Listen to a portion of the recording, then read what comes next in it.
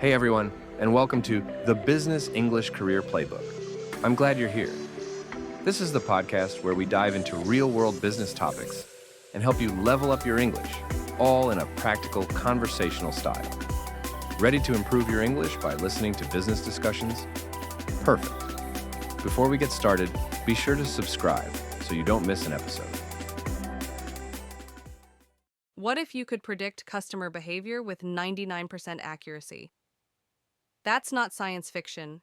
It's what companies like Amazon are achieving today through the power of data analytics.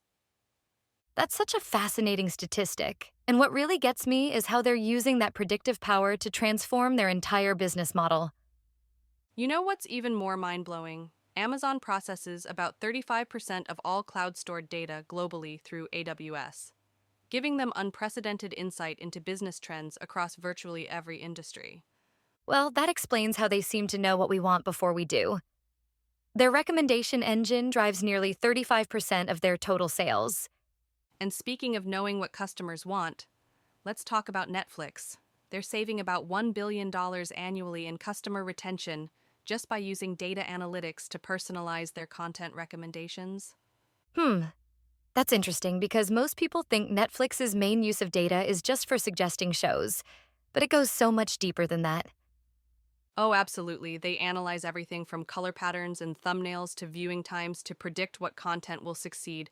Like, did you know they invested $100 million in House of Cards because their data showed their audience would love it? That's exactly the kind of insight that makes data analytics so powerful. But what about smaller businesses? How can they harness this kind of power? Well, here's what's fascinating. Studies show that even small businesses using basic data analytics see an average 8% increase in profits and a 10% reduction in operational costs. Those numbers are impressive, but I imagine getting started must feel overwhelming for many business owners. That's why I think it's crucial to start with clear objectives. Like, instead of trying to analyze everything, focus on one specific question. Why are customers leaving? Or, which products drive repeat purchases? So it's really about quality over quantity when it comes to data collection? Exactly, and you know what's interesting? Research shows that 73% of all data collected by companies never gets used for analytics. It's just sitting there, taking up space, and creating noise. Well, that certainly puts things in perspective. It's not about having more data, it's about having the right data. And using the right tools to analyze it. You know, companies that effectively use data analytics tools see a 33% average increase in employee productivity.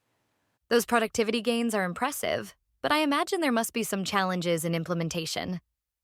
Oh, definitely. Studies show that about 85% of big data projects fail, but not because of technology. It's usually due to organizational resistance and poor planning. That's such an important point about organizational buy-in. Technology is only as good as the people using it. And speaking of people, let's talk about how data analytics is transforming customer experience.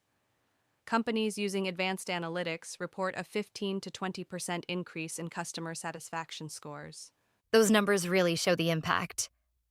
How are companies achieving such significant improvements?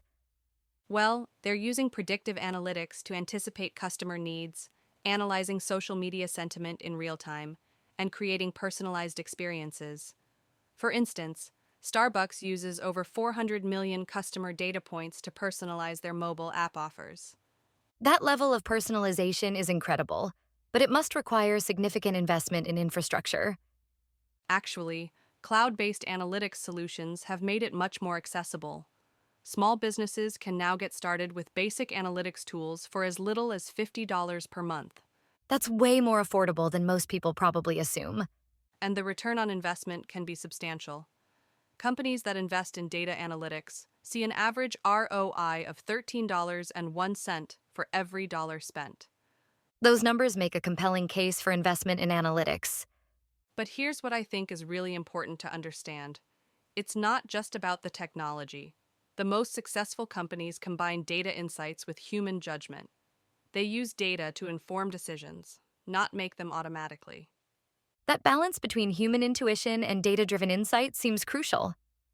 Exactly. and that's why continuous monitoring and adjustment is so important. The most successful companies in data analytics spend about 30% of their time collecting and analyzing data, and 70% acting on insights and adjusting strategies. So it's really an ongoing process rather than a one-time implementation. And that's the key takeaway here. Data analytics isn't about setting up a system and letting it run. It's about creating a culture of data-driven decision-making that combines the precision of analytics with human expertise and judgment. Well, that certainly gives us a lot to think about when it comes to the future of business decision-making. We're really just at the beginning of understanding what's possible when we harness the power of data effectively.